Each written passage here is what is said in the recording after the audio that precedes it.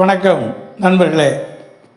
ஐயா மாப்போசி அவர்களின் எனது போராட்டம் என்ற அவரது வாழ்க்கை வரலாற்று நூலை பார்த்து வருகிறோம். இங்கே ஐயா அவர்கள் தமிழ்நாடு பெயர் மாற்ற போராட்டம் என்ற ஒன்றை தொடங்குகிறார்கள்.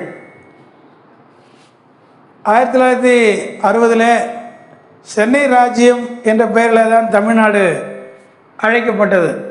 ஆனால் இந்த பகுதியை தமிழ்நாடு என்று பாரதியார் ஏற்கனவே சொல்லியிருக்கிறார்.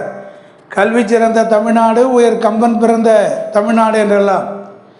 சங்கரலிங்கனார் இதற்காக உண்ணாவிரதமிருந்து உயிர் தியாகம் செய்திருக்கிறார். என்றாலும் கல்மனம் கொண்ட காங்கிரஸ் அரசாங்கம் தமிழ்நாடு என்ற பெயர் மாற்றத்தை ஏற்றுக்கொள்ள முன்வரவில்லை. எனவே ஐயா மாப்போசி அவர்கள் 1960 டிசம்பர் 25ஆம் நாள் கோகலே கட்டடத்தில் ஒரு கூட்டத்தை தமிழ்நாடு பெயர் மாற்ற போராட்ட நடவடிக்கைகளுக்கான ஒரு கூட்டமாக அதை ஏற்பாடு செய்தார்கள். அதில் பலர் கலந்து கொண்டார்கள். இந்த கூட்டத்தில் 30/1/61 அன்று தமிழ்நாடு பெயர் மாற்ற போராட்டத்திற்கான சத்தியாகிரகத்தை நடத்துவது என்று முடிவு செய்தது. அன்றைய தினத்திலே தான் பிரஜா சோசியலிஸ்ட் கட்சியினுடைய தமிழ்நாடு தலைவர் செல்லத்துரை அவர்கள் தமிழ்நாடு பெயர் மாற்ற தீர்மானம் தொடர்பான ஒரு தீர்மானத்தை சட்டமன்றத்தில் விவாதிக்க வேண்டும் என்று ஒரு தீர்மானத்தை கொடுத்திருந்தார். அன்றைக்கு 30/1/61 காலையில் சட்டமன்றத்துக்கு எதிரே மக்கள் கூட்டமாக நிற்கிறார்கள். அன்றைய முதலமைச்சர் காமராஜ் அவர்கள் வேறு ஒரு காரில் வருகிறார்கள். என்றாலும் அந்த காரை மடக்கி மக்கள் தமிழ்நாடு பெயர் மாற்ற நிகழ்வுக்கு எதிராக குரல் கொடுக்கிறார்கள். காமராஜ் அவர்களை கேவலமான வார்த்தைகளாலே, வசை மொழிகளாலே திட்டுகிறார்கள். திட்டிவிட்டு உள்ளே போய் கதவை மூடி விடுகிறார்கள். சட்டமன்றத்தில் அந்த தீர்மானம் அன்றைக்கு விவாதிக்க வந்தபோது காமராஜ் அதை ஏற்கவில்லை. அச்சுறுத்தல் நிகழ்ந்து கொண்டிருக்கிறது, வெளியிலே மக்கள் கூட்டமாக இருக்கிறார்கள், இந்த நேரத்தில் இதை பற்றி விவாதிப்பது சரியாக இருக்காது என்று சொல்லி அதை நிராகரித்து விடுகிறார் அந்த திட்டத்தை. இதற்கு எதிராக எதிர்க்கட்சி தலைவர்கள் எல்லோருமே வெளிநடப்பு செய்து விடுகிறார்கள். இதற்கிடையில் 1961 பிப்ரவரி 19, 20, 21 ஆகிய தேதிகளிலே எலிசபெத் மகாராணியார் சென்னைக்கு வருவதாக இருந்தது. அந்த நேரத்தில் காமராஜ் அவர்களும் ராஜாஜி அவர்களும் அந்த ராணியோடு சேர்ந்து காரிலே உலா வருவதாக இருந்தது. அதை அந்த நிகழ்வில் காமராஜுக்கு எதிராக கருப்பு கொடி காட்டுவோம் என்று தக நிறுவனர்களும் மக்களும் தொண்டர்களும் தீர்மானித்து ஒரு முடிவுக்கு வந்தபோது ஐயா அவர்கள் அதை அவ்வளவாக ரசிக்கவில்லை. ஏனென்றால் ஒரு வெளிநாட்டு அரசின் முன்பாக நமது மாநில முதலமைச்சரை நாம் கருப்பு கொடி காட்டி அவமதிப்பதா என்று நினைத்தார்கள். இந்நேரத்தில் சி சுப்பிரமணி நிதியமைச்சராக இருந்தவர். அப்போது அவர் ஒரு அறிக்கை விட்டார்கள்.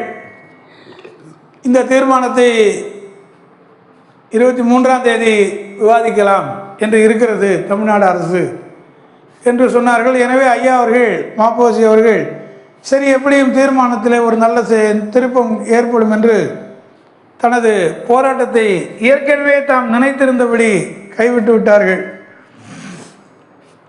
23ஆம் தேதி என்ன சொன்னாங்க கவர்மெண்ட்டில்? என்ன காங்கிரஸ் தமிழ்நாடு சட்டமன்றத்தில் சென்னை ராஜ்யம் என்று எழுதுகிற இடங்களிலே எல்லாம் இனி தமிழ்நாடு என்று எழுதுவோம் நாங்கள் என்று சொன்னார்கள். என்றாலும் அரசியலமைப்பில் மெட்ராஸ் ஸ்டேட் என்று தான் இருக்கிறது என்று சொன்னார்கள். சரி, எப்படியோ ஓரளவு வெற்றி கிடைத்தது.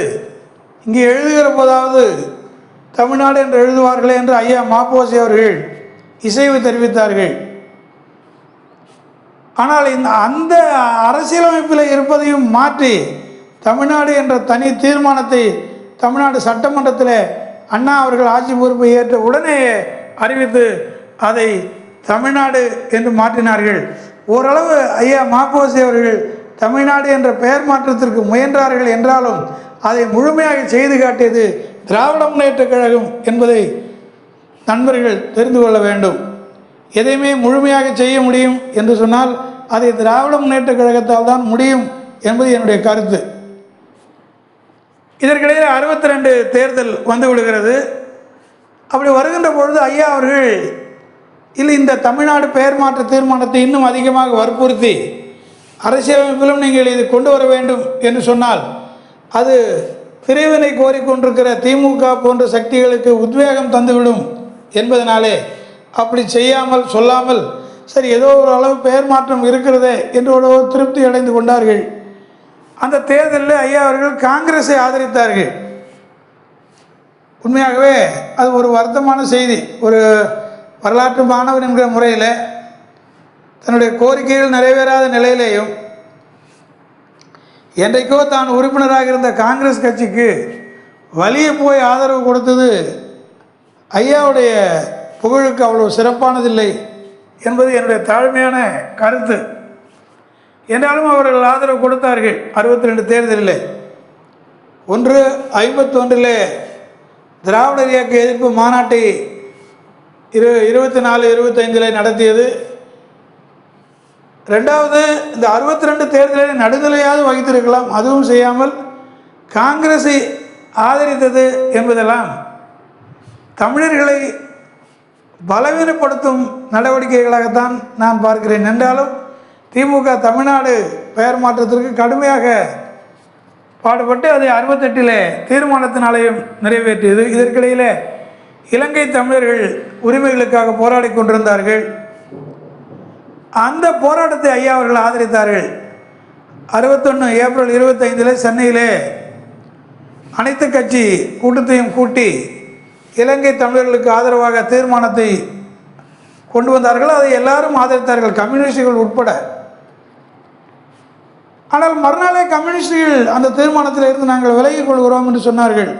காரணம், இலங்கையில் இருக்கிற கம்யூனிஸ்டுகள் இங்கே இருக்கிற கம்யூனிஸ்டுகளுக்கு அழுத்தம் கொடுத்து நீங்கள் எப்படி, ஏன்னா அன்றைய இலங்கையில் இருந்த கம்யூனிஸ்ட் கட்சி பண்டாரநாயக்காவோடு ஆட்சியில் பங்கு கொண்டிருந்தது. அதே கம்யூனிஸ்டுகளைத்தான் 70களில் நைய பிடித்தார்கள். ஜேவிபி அந்த தலைவர் ஓடி அமெரிக்காவில் போய் அங்கே இருந்து செத்து போனார். அந்த கம்யூனிஸ்டுகள் பண்டாரநாயக்காவோடு கூட்டணி இலங்கை கம்யூனிஸ்டுகள் இருந்ததால் இங்கே இருக்கிற கம்யூனிஸ்டுகள் இலங்கை தமிழர்களின் நியாயமான கோரிக்கையை ஆதரிக்காமல் கடைசி நேரத்தில் காலை வாரிவிட்டது மிக கேவலமான ஒன்று, கீழ்த்தரமான ஒன்று, தமிழ் மக்களுக்கு செய்த மிகப்பெரிய துரோகம் என்று நான் கருதுகிறேன். இதற்கிடையில் இந்த தமிழ்நாடு பெயர் மாற்ற போராட்டம் நடந்து கொண்டிருந்த போது ஐயா அவர்களின் தாயார் சிவகாமி அம்மையார் தனது 75வது வயதில் 6/2/61 மருத்துவமனையில் சிகிச்சை பயனின்றி இயற்கை எழுதினார்கள் என்ற செய்தியை ஐயா அவர்கள் அங்கே குறிப்பிட்டிருக்கிறார்கள். மிகுந்த அது பற்றி ஐயா அவர்கள் செங்கோலிலே கட்டுரை எல்லாம் எழுதினார்கள், தனது தாய்ப்பாசத்தை விளக்கி. இப்படி இதற்கிடையில் ஐயா அவர்கள் தமிழ் எழுத்தாளர் சங்க தலைவர் ஆனார் என்று நான் சொல்லியிருந்தேன் போன முறை. ஆன உடனே அவர் சென்னையில் மாநாடு போட்டார்கள். அதில் பல எழுத்தாளர்கள் கலந்து கொண்டார்கள். இந்த தமிழ்நாடு பெயர் மாற்ற போராட்டம் எல்லா நகரங்களிலேயும் நடந்தது. கை குழந்தைகளோடு பெண்கள் அதில் கலந்து கொண்டார்கள். எழுத்தாளர்கள் எம்ஜிஆர், மாண்புமிகு டாக்டர் புரட்சி தலைவர் கூட சென்னையில் நடைபெற்ற ஊர்வலத்தில் கலந்து கொண்டார்கள். இப்படி எம்ஜிஆர் அவர்கள் திமுகவின் சார்பிலே தான் கலந்து கொண்டிருக்க வேண்டும். ஆக இப்படி இந்த ஐயா அவர்கள் தமிழ்நாடு பெயர் மாற்ற போராட்டம், ஈழத்தமிழர் போராட்டம் ஆகியவற்றை முன்னின்று நடத்தி தமிழ்நாடு பெயர் மாற்ற போராட்டத்தில் ஓரளவு ஒரு 50 விழுக்காடு வெற்றி பெற்றார்கள் என்பதுதான் உண்மை. இதற்கிடையில் அவருக்கு அல்சர் பிரச்சனை ஏற்பட்டதுனால அவர் மருத்துவமனையில் சேர்ந்து அப்பெண்டிக்ஸ் அறுவை சிகிச்சை செய்து கொண்டு நலம் பெற்றார்கள் என்று இருக்கிறது. தொடர்ந்து வாசிப்போம். நன்றி.